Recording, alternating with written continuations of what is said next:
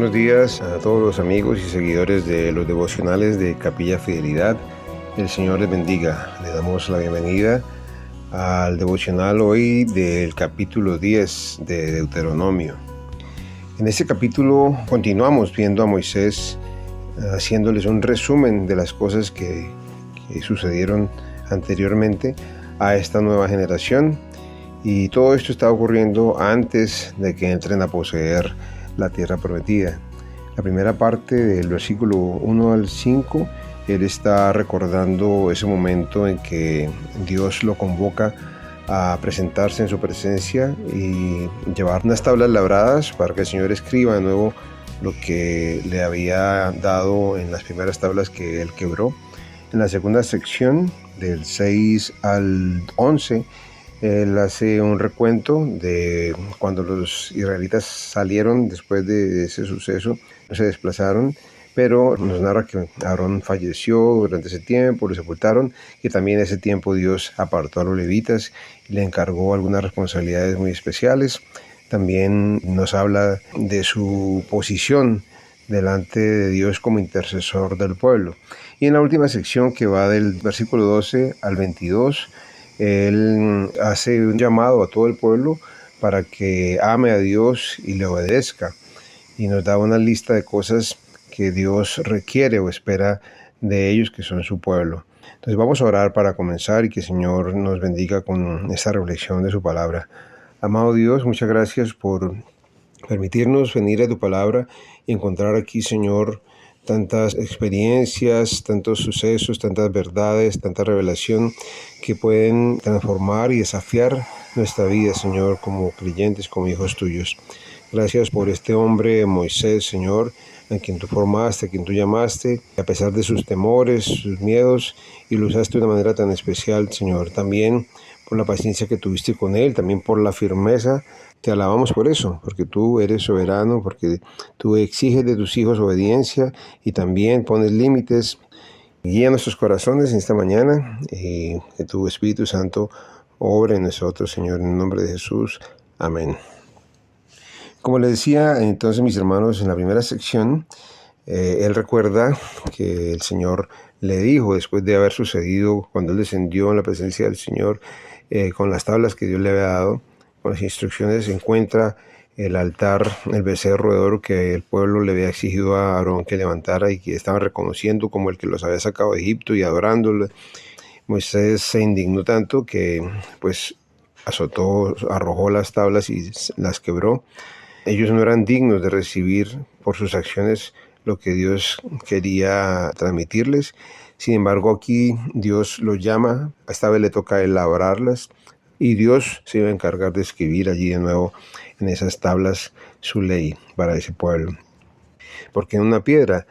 Porque en la piedra no se trata de la sensibilidad de la piedra, sino que se trata de la perdurabilidad. Entonces, al escribir las tablas en una piedra, iban a quedar allí perpetuamente.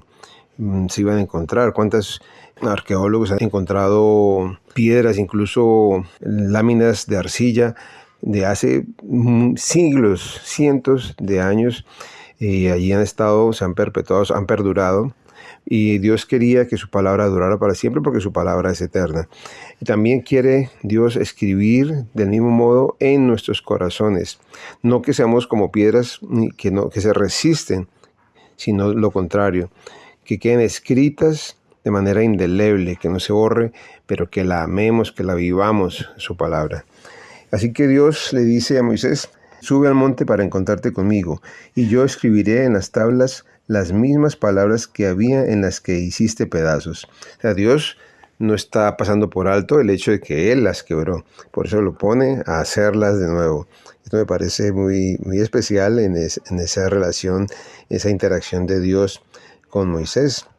Y también le dice pues que las coloque en el arca del pacto. Ya sabemos que allí se guardaban las tablas de la ley, una muestra del maná, la rama de Aarón que reverdeció, en fin. Así que él hizo como Dios le había indicado, y continúa recordándoles en la segunda sección que le mencioné, del 6 al 11, ese viaje que ellos emprendieron.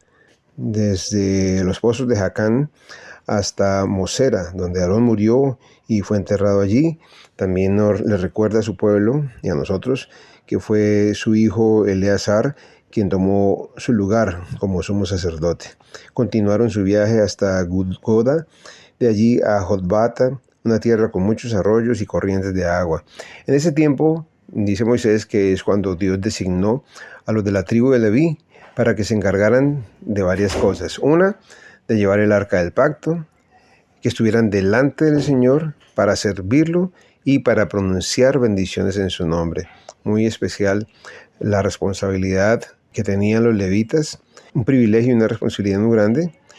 Y dice Moisés que es por eso que Dios no les permitió a ellos tener una heredad, una porción de tierra, porque Dios mismo era la heredad de ellos. Dios era su heredad y ellos estaban allí para estar delante del Señor y para bendecir a las personas, al pueblo. En cuanto a él dice en el versículo 10 que él se quedó en el monte en la presencia del Señor otros 40 días, como lo había hecho la primera vez. Y el Señor escuchó sus ruegos, porque él estaba allí intercediendo por este sacrilegio, esta profanación que había hecho el pueblo de Israel a construir un becerro de oro para adorarlo y decir que era Dios.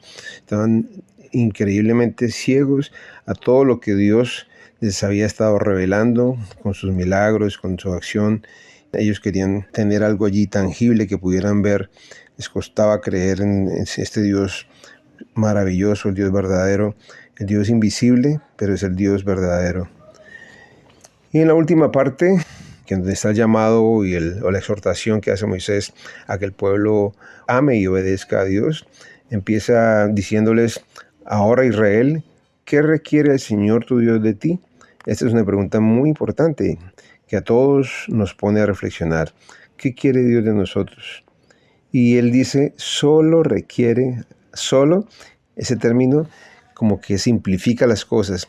A veces uno está dispuesto a hacer muchas cosas, pero aquí Moisés le dice, solo requiere esto.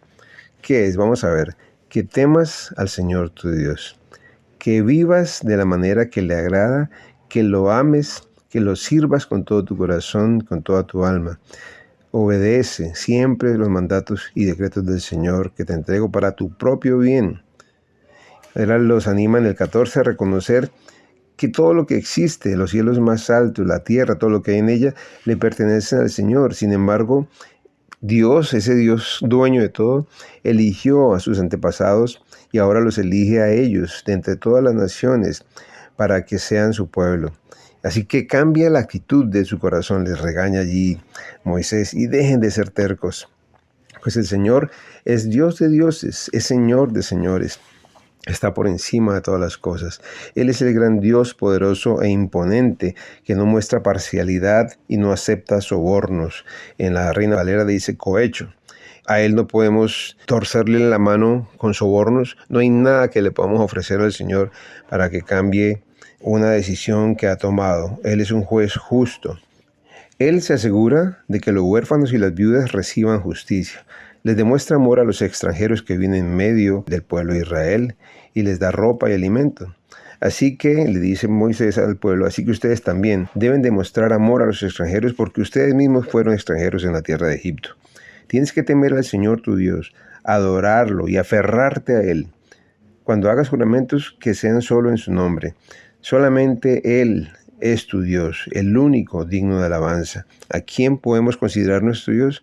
Solamente a Él. No hay con quién compartir ese lugar que le corresponde a Él. Es nuestro Dios y digno de ser adorado y aferrarnos a Él. Hoy se habla mucho del desapego, que es bueno, que no es bueno apegarse o aferrarse a las cosas. Pues de Dios nunca va a ser bueno desaferrarnos, desapegarnos. Hay que mantenernos aferrados y apegados al Señor. Y Él nos da esta enseñanza de permanecer, de ser constantes. Obviamente tenemos que ser desapegados de las cosas que no honran al Señor, que pueden distraernos, que pueden apartarnos y desviarnos. De esas cosas sí. Pero las cosas que son buenas, las cosas que Dios ha instituido de la palabra de Dios y del mismo Dios, no debemos desapegarnos, sino mantenernos aferrados a Él. Al final de este texto les recuerda que Dios ha hecho unos milagros poderosos que ellos mismos han visto con sus propios ojos. O sea, otros pueblos no han tenido la oportunidad de ver. En medio del desierto, en medio del hambre, en medio de la sed, allí ellos han podido conocer los milagros de Dios, y en nuestras vidas es igual. Cuando estamos en situaciones de dificultad, nosotros quisiéramos evitarlas, y de hecho para nuestros hijos queremos evitarles que sufran. Pero el sufrimiento, el dolor, las crisis, los desiertos son oportunidades para conocer a Dios. ¿Qué va a hacer Dios? ¿Cómo se quiere manifestar Dios en esta situación? Entonces, confiar en el Señor es lo que podemos hacer, porque hay mucha evidencia escrita en nuestras propias vidas. Si hacemos una retrospección, tenemos muchas razones para seguir confiando en nuestro Señor. Termina Moisés diciéndoles que antes, cuando recién llegaron a Egipto, eran 70 personas y que ahora Dios había hecho de ellos un pueblo tan numeroso como las estrellas del cielo. Otro milagro, otra obra del Señor. Este pueblo tan diminuto, recuerden que cuando Dios le habló a Abraham de que su descendencia sería así, como las estrellas del cielo o la arena del mar, él era viejo y prácticamente ya no podía entender hijos, casi muerto, dice Pablo. Estaban como muertos los dos, pero Dios hizo un milagro para cumplir su propósito en la vida de estas personas que había elegido. Y nosotros, mis hermanos, también hemos sido elegidos por el Señor, hemos sido alcanzados por su amor, por su misericordia, y aquí estamos.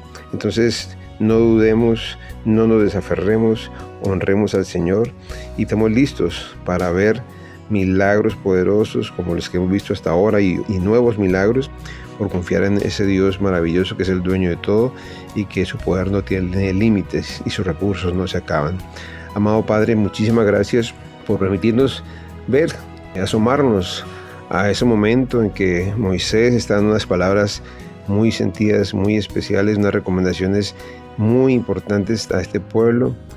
Permite que para nosotros, Señor, sea refrescarlas y apropiarnos también de ellas y vivir en esos requerimientos que tú tienes para nosotros, Señor, de amarte, de servirte, de obedecerte, de amarte y servirte con todo el corazón, con toda nuestra alma, que tú eres nuestro bien, Señor, así como para los levitas tú eras su provisión, su porción, su heredad, que también lo seas para nosotros, Señor.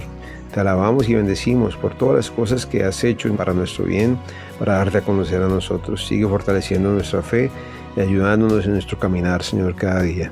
Bendigo a mis hermanos que pronto están pasando momentos difíciles, que estas palabras que hemos recordado hoy traigan aliento a sus corazones, Señor, y a cada uno de nosotros. En el nombre de Jesús. Amén.